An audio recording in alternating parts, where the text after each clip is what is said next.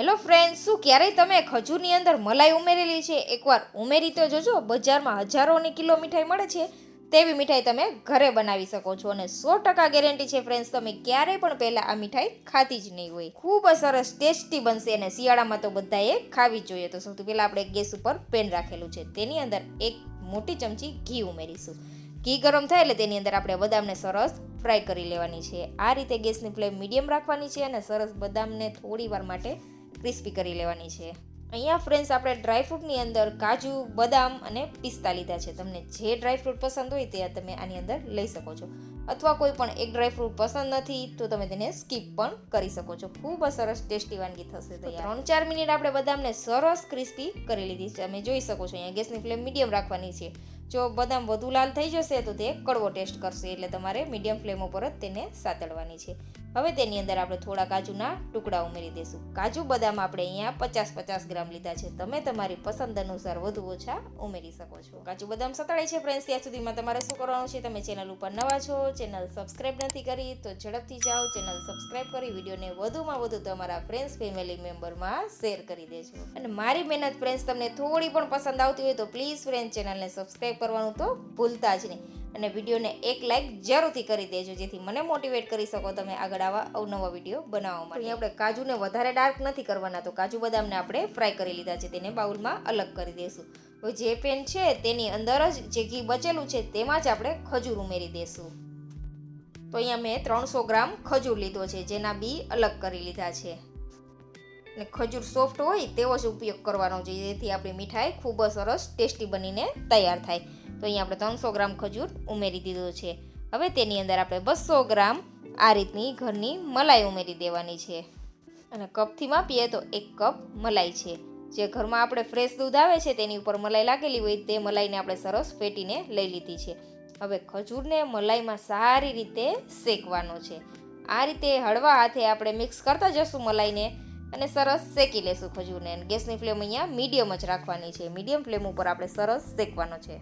આ રીતે ફ્રેન્ડ્સ તમે ખજૂરની અંદર મલાઈ ઉમેરીને જોજો, ખૂબ જ સરસ ટેસ્ટી વાનગી તૈયાર થશે.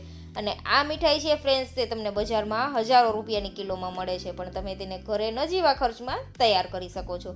અને શિયાળો છે તો બધાએ આ રીતે હેલ્ધી વસાણા તો ખાવા જ જોઈએ. આ રીતે હળવા હાથે આપણે ખજૂરની અંદર મલાઈને સરસ મિક્સ કરતા જશું અને મલાઈમાં ખજૂરને આપણે શેકી લેવાનું છે. આની અંદર આપણે વધુ ઘીનો પણ ઉપયોગ નથી કરવાનો, ફક્ત આપણે 1 ચમચી ઘીનો ઉપયોગ કરેલો છે, જે આપણે ડ્રાયફ્રૂટ શેકેલું હતું ત્યારે.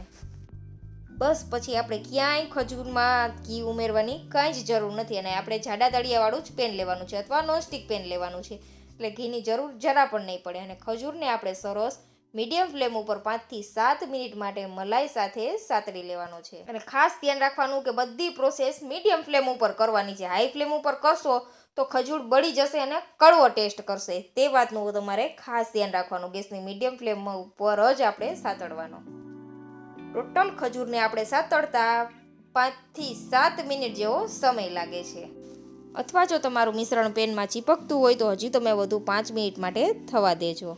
ખજૂરવાળું મિશ્રણ છે તે તૈયાર થઈ જશે એટલે આ રીતે પેનની સપાટી છોડવા લાગશે. તમે જોઈ શકો છો પેનમાં ચીપકશે જ નહીં આ મિશ્રણ.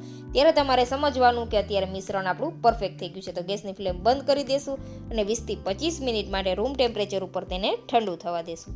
ઠંડુ સરસ થઈ જાય આ મિશ્રણ પછી તેની અંદર આપણે 100 ગ્રામ ટોપરાનું છીણ ઉમેરી દેશું અને જે તળેલા ડ્રાયફ્રૂટ હતા તે ઉમેરી દેવાના. અહીંયા તમે ફ્રેન્ડ્સ ડ્રાયફ્રૂટની અંદર કોઈ પણ પ્રકારના ડ્રાયફ્રૂટ લઈ શકો છો. અખરોટ છે, બદામ, કાજુ, કિસમિસ, જે તમારે ઉમેરવું હોય તે બધા ડ્રાયફ્રૂટ તમે આની અંદર ઉમેરી શકો છો. હવે બધી વસ્તુને આપણે સરસ મિક્સ કરી દેવાનું છે. ટોપરાનું છીણ ઝીણું જ લેવાનું છે, એટલે મોટા મોટા ટુકડા ન દેખાય. સરસ એક રસ ખજૂરની અંદર થઈ જાય. અને આ મિશ્રણ ફ્રેન્ડ્સ આપણે સરસ ઠંડુ જ કરી લેવાનું છે, પછી જ આપણે તેમાંથી આગળ મીઠાઈ તૈયાર કરીશું.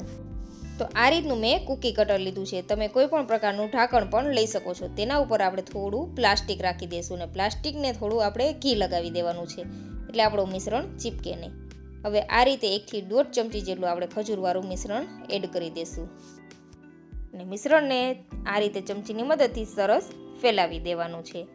અને પ્લાસ્ટિક છે તેને ઉપર આ રીતે સરસ ફોલ્ડ કરીને મીઠાઈનો શેપ આપી દેવાનો છે. હળવા હાથે થોડું ફ્રેન્ડ્સ તમે પ્રેસ કરશો એટલે સરસ મસ્ત એવી મીઠાઈ તૈયાર થઈ જશે. અહીંયા પ્લાસ્ટિકનો કાગળ રાખવાનું ખાલી કારણ એક જ છે ફ્રેન્ડ્સ કે આપણે તેમાંથી મીઠાઈ આસાનીથી બહાર કાઢી શકીએ એટલા માટે. અને પિસ્તાની કતરણથી આપણે તેને ગાર્નિશ કરી લેશું. તો આજે આપણે બનાવેલી છે ફ્રેન્ડ્સ ખજૂર મલાઈ પૂરી, જે બજારમાં હજારો રૂપિયાની કિલો મળે છે, પણ તમે તેને ઘરે નજીવા ખર્ચમાં બનાવીને તૈયાર કરી શકો છો, એકદમ ચોખ્ખી. તો તમે જોઈ શકો છો આપણી ખજૂર પૂરી તૈયાર છે.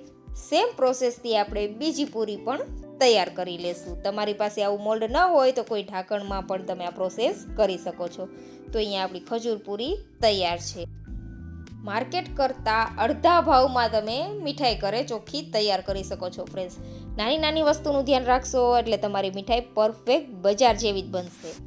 અને શિયાળો છે એટલે બધા લોકો ખજૂર પાક તો બનાવતા જ હોય છે, તો તમે આજે ખજૂર પૂરી ટ્રાય કરજો.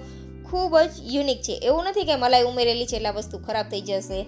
તમારે તેને ફ્રીજમાં સ્ટોર કરવાનું. આમ નામ 10 થી 12 દિવસ સુધી ફ્રેશ રહેશે, પણ ફ્રીજમાં મહિનો સુધી ચાલશે.